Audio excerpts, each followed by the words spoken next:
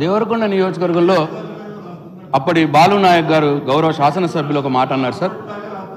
మా నియోజకవర్గంలో ఏ మండలం నుంచి కూడా జిల్లా హెడ్ క్వార్టర్కు డబుల్ రోడ్ లేదు అన్న మాట మాట్లాడారు సార్. అవాస్తవం సార్ అది. వారి 8 మండలాలు ఉన్నాయి సార్ వారి నియోజకవర్గంలో. ఆ 8 మండలాల్లో 2 మండలాలేమో నేషనల్ హైవే మీదనే ఉన్నాయి సార్. మిగతా 6 మండలాలకు మా 10 ఏళ్ల బీఆర్ఎస్ ప్రభుత్వ హయాంలో డబుల్ రోడ్లు చేసినాం సార్. సార్ ఇగో ఇది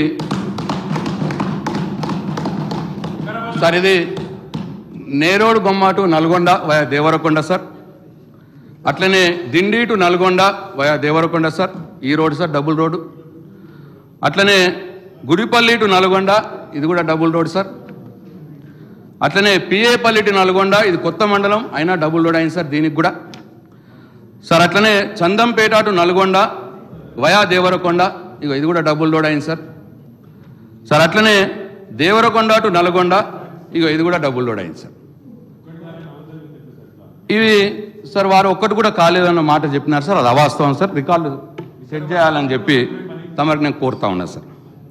ఇక అట్లనే సార్ ఇంకొకటి చివరిది సార్, ఇది ఇంకొకటి RRR మీద కూడా వారు అన్నారు సార్. ఈ 2017లో ప్రాజెక్ట్ ఆగిపోయి. I just want to set the record. Double roads అయినాయి అధ్యక్ష, ఎప్పుడైనా అధ్యక్ష అని కూడా చెప్పటం లేదు. విజయవాడ నుంచి హైదరాబాద్ కూడా అయింది అధ్యక్ష, మా కరీంనగర్ నుంచి హైదరాబాద్ కూడా అయింది అధ్యక్ష.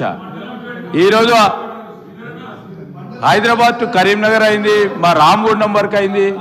రోడ్లు అయినాయి అధ్యక్ష, కాదంటలేం. ప్రశాంత్ రెడ్డి గారు చెప్పింది కాదంటలేము అధ్యక్ష. కానీ ఇవన్నీ కూడా మేమున్నప్పుడు కూడా చేయటం జరిగిందని వారు ప్రత్యేకమైన ప్రస్తావన కూడా చేస్తా ఉన్నారు సార్. మాకంటే ముందు ప్రభుత్వాలు చేయలేదని నేను అనట్లేదు సార్. వాళ్ళు చేసేది వాళ్ళు చేసారు.